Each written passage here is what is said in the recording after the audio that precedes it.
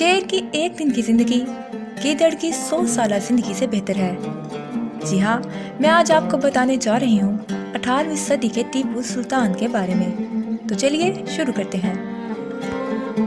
ٹیپو 10 نومبر 1750 کو دلی میں پیدا ہوئے۔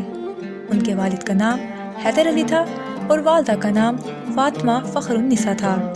ان کے والد میسور کے مسلمان حکمران تھے۔ ٹیپو اپنے بہن بھائیوں میں سب سے بڑے تھے۔ ٹیپو کو فرانسیسی افسران نے تربیت دی۔ ان سے انہوں نے جنگ کے حربے سیکھے تھے اور لڑائیوں میں اپنے والد کی مدد کرتے تھے۔ بہادری کے ساتھ ساتھ ان کے پاس ذہانت بھی تھی۔ وہ واقعتاً دانشور تھے اور علم میں انہوں نے بہت ترقی حاصل کی۔ انہوں نے ہمیشہ اپنی سلطنت کی بہتری کے لیے کام کیا۔ ٹیپو کو باغبانی سے بہت محبت تھی۔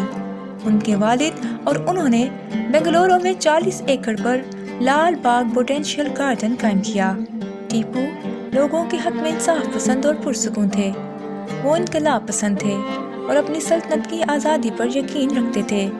اپنے والد کی وفات کے بعد 32 سال کی عمر میں ٹیپو نے میسور کی حکمرانی سنبھالی۔ ان کے والد 1782 میں چتر کے میدان جنگ میں کینسر کی وجہ سے وفات پا گئے تھے۔ اگرچہ ٹیپو سلطان ایک مسلم لیڈر تھے، لیکن وہ واقعتاً ہندوؤں کے ساتھ روادار تھے اور انہیں مساوی حقوق عطا کرتے تھے۔ وہ اپنے لوگوں سے سرشار تھے اور ہمیشہ سلطنت کی بہتری کے لیے کام کرتے رہتے تھے۔ وہ گہرائی سے سیکھنے والے تھے اور انہوں نے دنیا کی نئی دریافتوں کی کھوج کی۔ ان کے پاس 2000 کتابوں کی ذاتی لائبریری تھی۔ انہوں نے جنگ میں تکنیکی ترقی کی۔ ٹیپو نے زراعت کی پیداوار کے نئے طریقے متعارف کروائے۔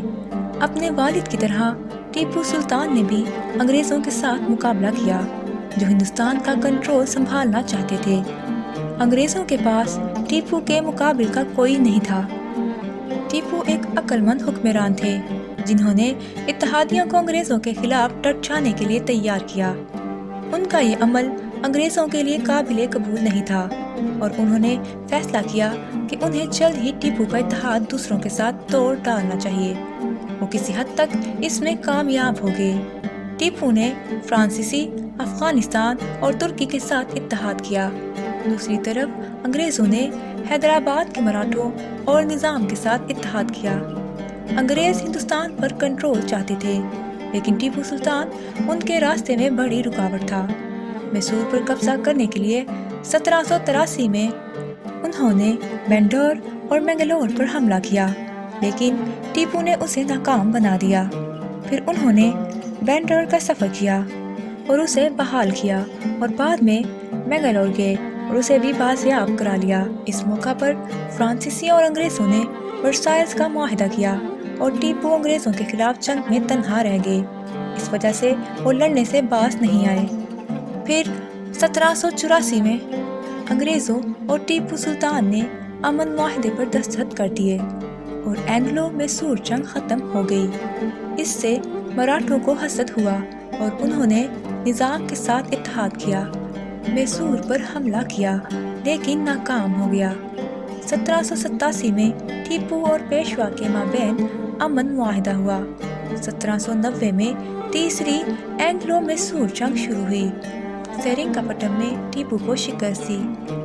اس شکست پر ٹیپو نے 1792 میں ایک معاہدے پر دستخط کیے۔ چوتھی اینگلو میسور جنگ ٹیپو سلطان کا خاتمہ تھا۔ انہوں نے فرانسیسیوں سے مدد حاصل کی اور اس معاہدے کے تحت جو فرانسیسی اور انگریز کے مابین طے پایا تھا، ٹیپو نے اس کی خلاف ورزی کی اور اس کے نتیجے میں انگریزوں نے میسور پر 1998 میں حملہ کیا۔ ٹیپو سلطان 1799 میں سرنگاپٹم کے گیٹ وے میں جنگ میں شہید ہوئے تھے۔ دشمنوں پر ٹیپو سلطان کا خوف اس قدر تھا کہ وہ یہ بات جاننے کے بعد بھی خوفزدہ تھے کہ وہ شہید ہو چکے ہیں۔ ان کے لیے یہ تسلیم کرنا مشکل تھا۔ ٹیپو سلطان کے دور حکومت میں انتظامی اور صنعتی شعبوں میں ترقی کا راج تھا۔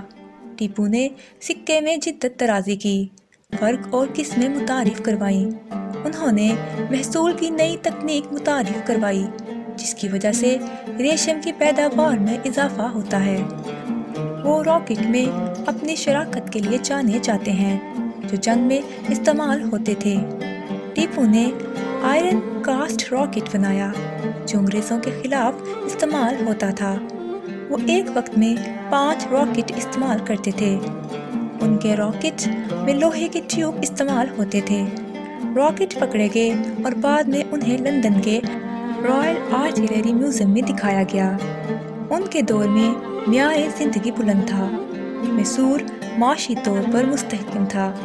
ٹیپو کے پاس 20 جنگی جہازوں کی بحریہ تھی، جس میں 72 توپیں اور 62 توپوں کے 20 فریگیٹس شامل تھے۔